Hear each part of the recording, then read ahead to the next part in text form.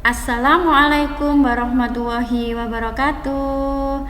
Selamat pagi anak soleh soleha kelas 5. Bagaimana kabarnya nak hari ini? Tentunya kalian dalam keadaan sehat semuanya ya. Nah anak-anak, hari ini kita akan belajar unsur-unsur dan ciri-ciri bahasa iklan, hidup rukun, serta batik jumputan.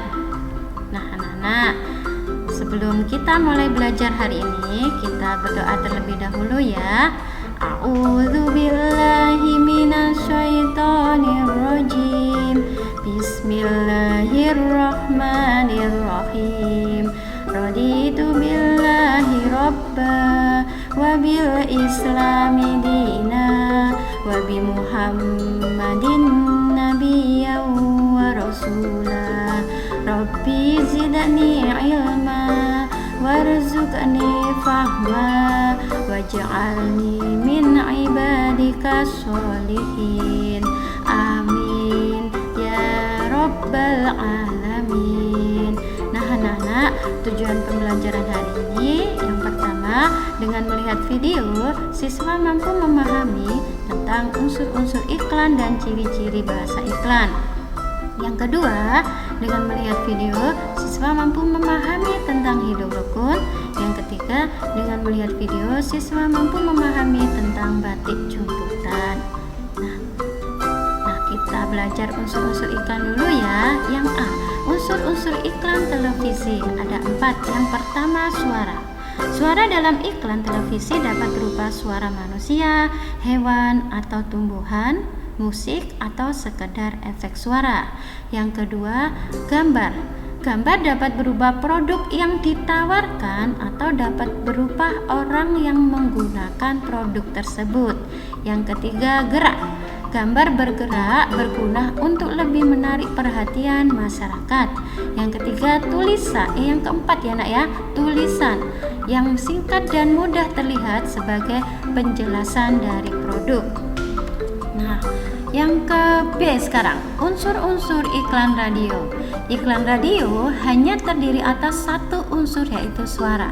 Suara tersebut dapat berupa suara atau kata-kata manusia yang teratur, musik, dan efek suara atau suara-suara yang tidak beratur maupun efek suara alam. Yang C, unsur-unsur iklan internet. Ada 4. Yang pertama, suara. Iklan di internet dapat berupa video yang memiliki unsur suara. Yang kedua, gambar. Gambar berupa produk yang ditawarkan atau dapat berupa orang yang menggunakan produk tersebut. Yang ketiga, gerak. Baik gambar maupun tulisan dalam iklan di internet semuanya dapat bergerak. Gambar gerak dalam iklan di internet dapat berupa video atau animasi. Yang keempat, tulisan. Tulisan yang singkat dan mudah terlihat berfungsi sebagai penjelasan dari produk. Nah, anak-anak, yang kedua sekarang, ciri-ciri bahasa iklan. Sebenarnya ciri-ciri bahasa iklan elektronik tidak jauh berbeda dengan iklan di media cetak, yaitu yang sebagai berikut. Yang pertama, komunikatif. Yang kedua, informatif. Yang ketiga, mudah mengerti dan diingat masyarakat. Yang keempat, menarik perhatian. Yang kelima, mengajak penonton untuk membeli atau menggunakan barang atau jasa yang ditawarkan. Nah, anak-anak, iklan elektronik itu juga dapat dikelompokkan menjadi 3 jenis berdasarkan isinya, yaitu yang pertama, iklan komersial. Nah, ini contoh iklannya. Iklan yang menginformasikan produk, barang, atau jasa yang ditawarkan oleh pemasar. Yang kedua, iklan perusahaan. Ini contoh iklannya ya. Iklan yang menekankan pada citra perusahaan. Tujuan utama iklan perusahaan adalah meningkatkan citra perusahaan di mata masyarakat. Yang ketiga, iklan layanan masyarakat. Ini salah satu contohnya. Iklan yang bertujuan untuk memberikan penjelasan atau informasi kepada masyarakat. Iklan ini biasanya dibuat oleh instansi pemerintah. Nah anak-anak, sekarang kita akan belajar hidup rukun. Yang pertama, ciri-ciri hidup rukun. Yang A, menghargai pendapat orang lain. Yang B, menghargai hasil karya orang lain. Yang C, membina hubungan baik. Yang D, saling menghormati. Yang E, saling menyayangi. menyayangi, dan yang F saling membantu. Yang kedua sekarang, manfaat dan pentingnya hidup rukun. Nah, tidak ada pertengkaran. Hidup dalam keluarga menjadi harmonis, hidup menjadi aman, hidup menjadi tentram dan damai, dan yang terakhir memperkukuh persatuan dan kesatuan. Nah, yang ketiga, akibat hidup tidak rukun, mudah terjadi pertengkaran, kehidupan menjadi tidak tentram, mudah terkena hasutan orang lain, terjadi perpecahan karena tidak ada rasa persatuan dan kesatuan, dan meremehkan orang lain. Nah, anak, jadi kalian harus selalu hidup rukun ya. Nah, sekarang kita belajar mengenal batik jumputan. Nah, batik adalah kain bergambar yang cara pembuatannya secara khusus.